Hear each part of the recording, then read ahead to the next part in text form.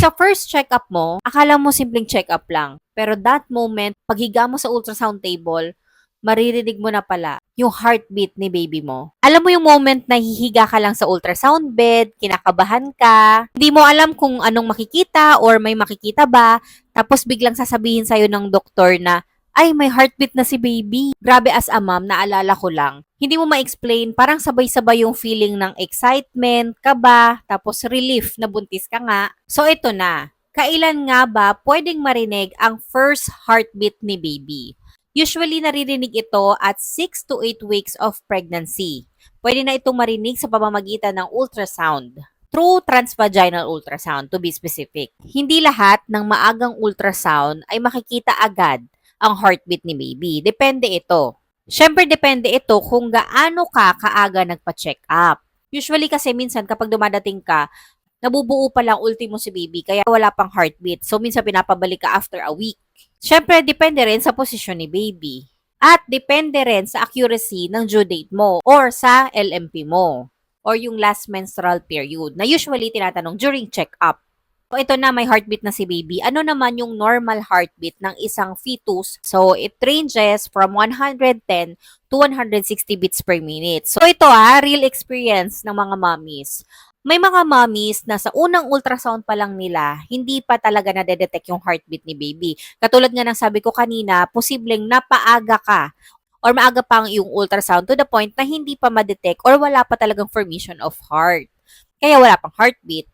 Kumbaga, ultimo si baby, nagsisimula pa lang mabuo. Yung feeling na gano'n, na sa unang ultrasound mo, walang detect na heartbeat si baby, syempre nakakakaba, no? Kung meron ba talagang baby, nabuo ba talaga yung baby, or matutuloy ba tong pregnancy mo, yung mga ganong feeling, ganon din yung naramdaman ko noon.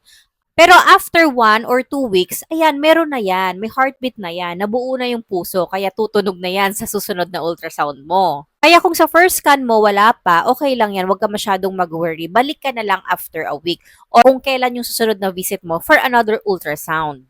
So bakit naman importante ang first heartbeat ni baby? Siyempre, unang-una, ito yung sign na viable or merong buhay sa iyong sinapupunan at magtutuloy-tuloy ang iyong pregnancy. Pangalawa, ang first heartbeat ay nakakatulong din para ma-confirm ng maayos yung development ni baby. Pero tandaan mo na hindi lang heartbeat ni baby ang basihan. Kailangan mo pa rin ng regular check-up, regular prenatal check-up. Alam nyo, ito lang na-realize ko noon nung first time ko narinig yung heartbeat ni baby. Na yung heartbeat ni baby, hindi lang siya basta tunog. As a first time mom, para siyang hello mommy, para siyang saying hello sa'yo na merong buhay sa loob, merong buhay na bata sa loob ng iyong sinapupunan. Ganon yung feeling nun, yung first time kong marinig yung heartbeat ni baby. O, ito, important reminder ha. First time mong magpa-ultrasound at transvaginal ultrasound at wala kang narinig or wala pang na-detect na heartbeat ni baby, huwag ka muna magpanik, ha? Mag-follow up ka after 1 to 2 weeks. So, uulitin mo yung transvaginal ultrasound 1 to 2 weeks after the first ultrasound.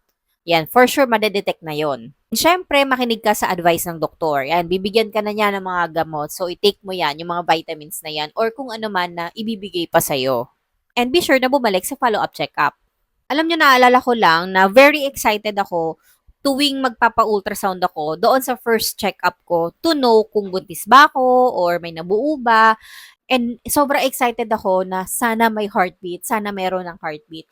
And once na marinig ko yung unang heartbeat ni baby, ayan, ang pakiramdam ko noon, feeling of relief na, ay salamat may nabuo, ay salamat buntis ako, ganon. Kasi kami planado talaga yung pagbubuntis eh. Very excited kami kapag may baby or kapag may nabuo nga kasi planado namin yan eh. So kapag nabuo, wow, thank you Lord, binigay niyo na naman po sa amin. So kayo ba mga mommies, naalala nyo pa ba yung first time yung marinig yung heartbeat ni baby? Ano ba yung pakiramdam nyo nun? Kasi ako, feeling excited and relief ako nung time na yun eh. Kayo ba mga mommies? Ano yung naging experience nyo? Ano yung naramdaman nyo nung first time nyong marinig yung heartbeat ni baby? Sige, i-comment nyo dyan and tignan natin kung pare-pares ba tayo ng mga experiences. So, yun lang for this video. Thank you for watching everyone and I hope you learned something. Bye!